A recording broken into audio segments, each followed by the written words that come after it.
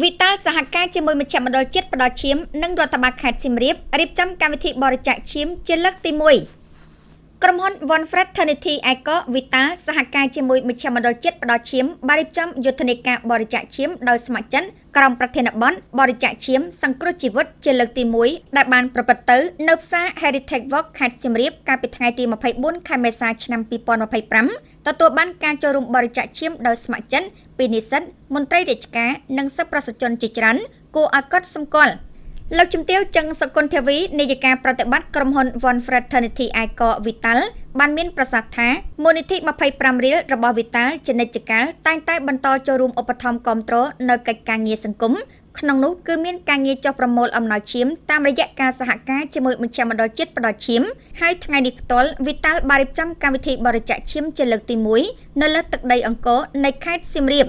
លោកជំទាវបានបន្តទៀតថាការបរិច្ចាគឈាមគឺមិនមានការប៉ះពាល់ដល់សុខភាពនោះទេតែផ្ទុយទៅវិញគឺនាំមកនូវសុខភាពល្អ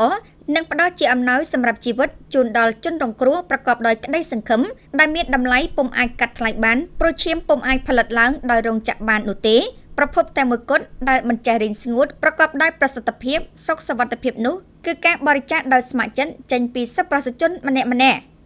លោកជំទាវសង្ឃឹមយ៉ាងមុតមមថាតាមរយៈយុទ្ធនាការដ៏ឃ្លាវខ្លានាថ្ងៃនេះកំណើននៃសិស្សប្រសិទ្ធជនបរិច្ចាគឈាមនៅខេត្តសៀមរាបនឹងបន្តកើនឡើងពិសេសកើតចេញពីការចូលរួមរបស់ប្រជាពលរដ្ឋក្នុងមូលដ្ឋាននៃខេត្តសៀមរាបដើម្បីបំពេញស្តុកឈាមសុវត្ថិភាពជួយសង្គ្រោះអាយុជីវិតអ្នកជំងឺដែលត្រូវការឈាមជាចាំបាច់ឯកឧត្តមអ្នកណែរុនអភិបាលរងនៃគណៈអភិបាលខេត្តសៀមរាបបានមានប្រសាសន៍ថាស្របតាមយុទ្ធសាស្ត្របញ្ចកោណដំណាក់កាលទី1របស់រាជរដ្ឋាភិបាលខេត្តសៀមរាបបានដាក់ចេញនៅផែនការអន្តរភាពជាច្រើននិងបានយកចិត្តទុកដាក់ខ្ពស់ក្នុងការចូលរួមនិងផ្ដល់កិច្ចសហការលើការពង្រឹងការលើកកម្ពស់សេវាសុខភាពសាធារណៈដល់ប្រជាជនក្នុងនោះការចូលរួមផ្ទាល់ពីវិស័យឯកជននិងសប្បុរសជននានាគឺពិតជាពុំអាចខ្វះបានឡើយដើម្បីជំរុញឲ្យវិស័យសុខាភិបាលនៅក្នុងខេត្តកាន់តែរីកចម្រើនបន្ថែមទៀតឆ្លៀតក្នុងឱកាសនោះដែរឯកឧត្តមបានសម្ដែងនូវការកោតសរសើរចំពោះការចូលរួមចំណែកលើការងារសង្គមដ៏ថ្លៃថ្លារបស់ក្រុមហ៊ុន One Fraternity Vital